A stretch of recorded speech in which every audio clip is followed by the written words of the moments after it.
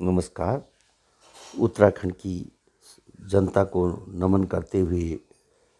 मैं हाल में ही जो सैन्यधाम की घोषणा की है माननीय त्रिवेंद्र रावत जी ने, मुख्यमंत्री उत्तराखंड, उन्होंने 23 जनवरी 2021 को उस जगह का उद्घाटन कर दिया, मार्क कर दिया है जहाँ पे कि सैन्यधाम का निर्माण होगा। सैन्यधाम का निर्माण वहाँ पे होने जा रहा है जहाँ से ट्रॉली की शुरुआत होगी। देहरादून से मसूरी जाने के लिए पर्यटक उस ट्रॉली का प्रयोग करेंगे और ये जो महत्वाकांक्षा योजना है, इस योजना को जो मूर्त रूप दे रहे हैं तो अडानी जी दे रहे हैं और इसमें जो जहाँ पे ये मसूरी में ये इसका फाइनल पॉइंट बन रहा है ट्रॉली का, वहाँ पे भी जो 84 परिवार थे पहाड़ के, गरीब परिवार, रिक्शा चलाने वाले मजदूर, उनको बेघर करके सड़क में फेंक के इस कार्य को तैयारी की जा रही है। अब उसमें भी हमने आवाज़ उठाई थी कि इन 84 परिवारों को जो इतने सालों से यहाँ पे रह रहे हैं, उनकी पहले कहीं रहने का वो करना चाहिए था, तब जाके यहाँ पे उनको उनके घर तोड़े जाते, लेकिन ये नहीं किया गया। अब दूसरी ओर जो सैन्य धाम का यहाँ पे स्थापित करने का जो हमारा मानना है, ये तो हम ये मान रहे हैं कि उस ट्रॉली के मुसाफिरों के लिए एक वेटिंग रूम तैयार किया जा रहा है और उस वेटिंग रूम का नाम सैन्य धाम रखा जा रहा है और उसका जो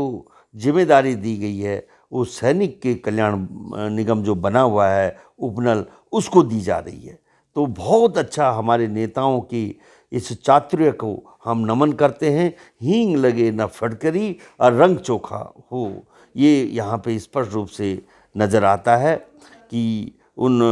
पूंजीपतियों के लिए, जिसके लिए हमारी सरकारें काम करती हुई दिख रही हैं, वो लोगों का तुष्टीकरण करते हुए और अपना पूरा फ़ायदा उठाते हुए इस काम को जो अंजाम दे रहे हैं, इसके लिए हम बहुत ही उनकी प्रशंसा ही करेंगे। क्योंकि आज मेरा राज्य जो है वो 60,000 करोड़ के कर्ज के नीचे डूबा हुआ है और इस राज्य की जो बदहाल अर्थव्यवस्था हो गई है, तो उसमें नेताओं ने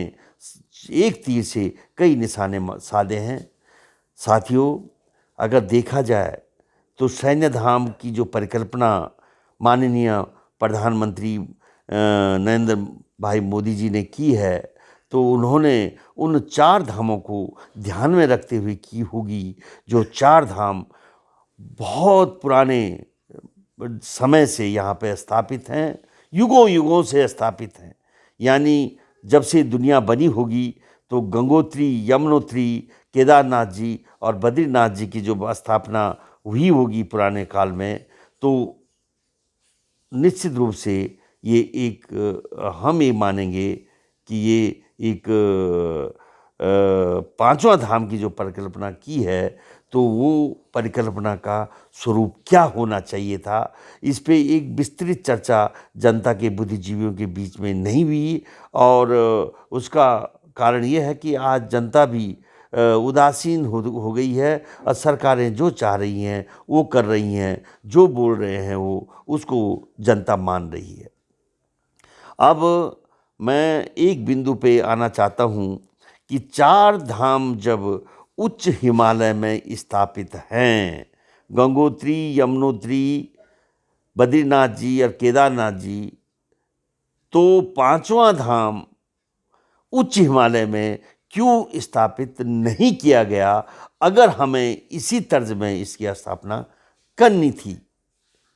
जो पांचवा धाम अगर हमने सैन्य धाम बनाना है, तो सैन्य धाम बनाने के लिए हमें उच्च हिमालय में कोई जगह ढूंढनी चाहिए थी और उसका जो प्रारूप तैयार करना चाहिए था, वो प्रारूप ऐसा तैयार करना चाहिए था कि वो राज्य के पूर्व सैनिकों के लिए नहीं, पूरे देश के पूर्व सैनिकों के लिए सोच करके किस तरह से उन पूर्व सैनिकों को, उन वीरांगनाओं को, उन बच्चों को कि जो जिनके मतलब वीर गति प्राप्त हुए हैं, जिनके परिवार के लोग, उन परिवारों की देख रेख के लिए ये सैन्य धाम कैसे काम आएगा, ये सैन्य धाम किस तरह से पूर्व सैनिकों को और कार्यरत सैनिकों के लिए एक शक्ति स्थल बनेगा। इन तमाम चीज़ों में को नज़रअंदाज करके जो आज राज्य सरकार ने आनन फानन में, पहले तो ये इसको कचरा स्थल में बनाने जा रहे थे, ये सोच के कि जो ट्रेंचिंग ग्राउंड है देहरादून में, जिस ट्रेंचिंग ग्राउंड में अपार कचरा भरा हुआ है, उस कचरा को सैन्य धाम के नाम पे साफ करते हुए और उस जगह में जो प्रॉपर्टी डीलर्स इर्द गिर्द जो इसका फ़ायदा उनको पहुंचाने के लिए एक रणनीति बनी, उसमें हमने जो विरोध किया, ईडी गाड़ के वहाँ पे पूर्व सैनिकों ने विरोध किया कि हम सैन्य धाम में सैनिक वीर सैनिकों का हम अपमान नहीं होने देंगे। तो इसलिए हमने वहाँ पे आंदोलन किया, जिसके कारण इस राज्य सरकार को यह जगह वो यहाँ से बदलनी पड़ी। और वहाँ पे हमने ये भी डिमांड की थी कि इस सैन्य धाम को उच्च हिमालय में या मध्य हिमालय में इसकी स्थापना की जानी चाहिए, लेकिन सरकार ने न सुन के उसको उचित जगह जो ढूंढी वो जगह चुनी जहाँ पे कि एक ट्रॉली लग रही है, जो ट्रॉली यात्रियों को, जो तीर्थ यात्री यहाँ पे आएंगे मसूरी जाने के लिए, उस ट्रॉली को देहरादून से मसूरी जाने के लिए यूज़ करेंगे। और उस ट्रॉली के जगह बगल में उन्होंने सैन्य धाम बनाने की जो परिकल्पना हमारे मुख्यमंत्री जी ने की है, उन्होंने एक तीर से दो निशाने साधे हैं। जैसे कि ये एक वेटिंग रूम की तरह भी ये सैन्य धाम काम आएगा। और इस सैन्य धाम का जो किसके सिर पे मर दिया, ये उपनल वहाँ पे होगा, उपनल इसकी मेंटेनेंस करेगा, उपनल इसकी देखरेख करेगा। यानी पूर्व सैनिकों के खून पसीने से जो उपनल कमाई कर रहा है, उस कमाई को वो इसकी मेंटेनेंस में लगाएगा। तो एक